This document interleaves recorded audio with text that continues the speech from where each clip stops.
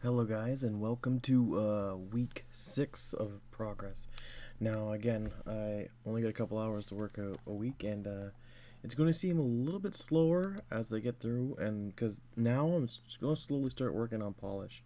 What I mean here is we have our nice apartment, right? And then now I'm getting what my apartment area is going to look like in the game. But obviously I want all these apartments to be actual things you could enter, and each one have their own individual rooms. So having built this and put this in place just for testing, as you can see, if I select multiple pieces and I want to rotate it to fit in this nice 45-degree angle down here, even if I do any kind of rotation like 50, they all rotate on weird wonky angles and stuff. Um, so what I'm going to want to do there is I'm going to want to group the objects in more of a like a one group situation, and there's tons of ways of doing it. The way I decided to do it is in blueprints. So I have done stuff. So I have been able to I make everything into a separate room, and then I could just join all the rooms together to make an apartment. And this is also good because I like it this way because I'm also able to just swap out certain assets. Maybe I go to my dining room here and I don't like the asset that I have here. I could go to my dining room. I could click on the dining set that I do not want anymore, and maybe I do set um, maybe I change the set. Boom, that quickly. And then when I go back to my apartment, you see it changed. It reflects, and so I could swap out assets very quick, and rename them and resave them. And then these guys are really easy to just drag into the level. Let me see here where my level is in.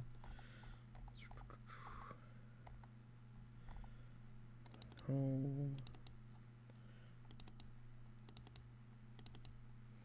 And I could just drag this entire apartment floor in, and I could just make tons of them.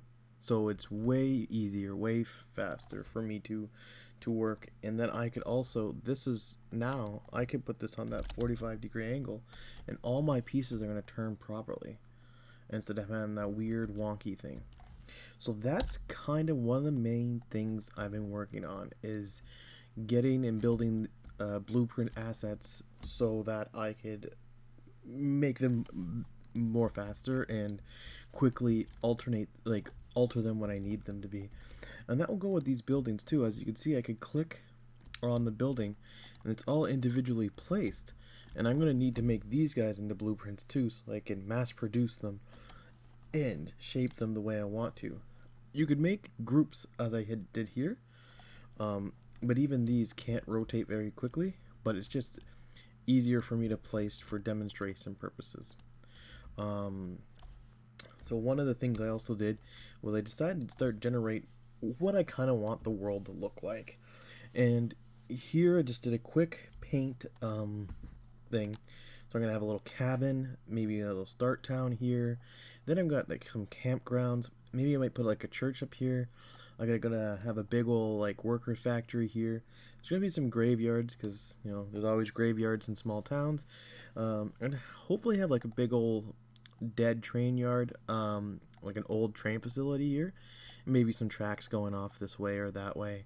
When you go up here, I'm gonna have another town here, a little construction area here, a park, and then the big city. And then obviously there's going to be lots of little cars and things on the side of the road, like a normal apocalypse kind of game. And as you can see on the right here, this is where I'm planning to make the next game, or maybe the next map if I could just do DLC. But that's why the roads go off to this direction. Obviously, it's a 2-lane highway. Two cars are going east, two cars are going west. You know what I mean? All right. And so, doing that, I started to put in my temporary kind of buildings, just so, and then I'm gonna have to edit them in a bit. So let's zoom out here. So there is my cabin. My cabin's up here. And then we go down, we got the starting town. Well, the next thing was the factory. Now I kind of just placed the factory in there. I'm going to have to get rid of all the trees, flatten the ground, and, you know, I mean, just like the other thing, I'm going to have to work on making sure that instead of just having individual placed objects, I'm going to have to make blueprints for these too at some point. So this is going to seem like, when I go into week 7 and week 8, it's going to seem like less stuff is getting done, but I'm still working hard. Then yes, after the train, after the factory, then I have the train yard. The train yard is floating above the ground right now. I'm gonna drop that down, and again, right after I kill the trees and flatten the earth, and then I get that in there. And after the train yard, I got my first little town here. I just got, again, you can see the ground's not flattened. There's still trees on top of the trees of the town that I wanted to make. Got my little vendor shops there, and just quickly, roughly putting everything in.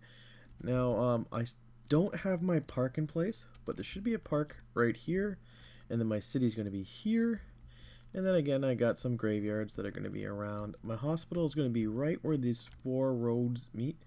There's going to be a hospital right in there, and then yeah, that's going to be pretty much the map.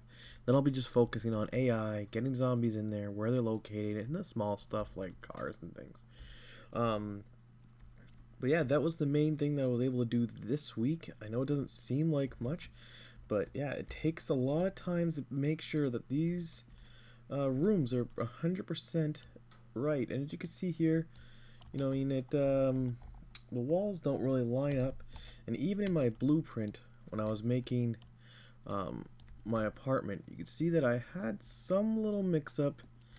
And it's just little fine-tuning and adjusting to get everything absolutely perfect.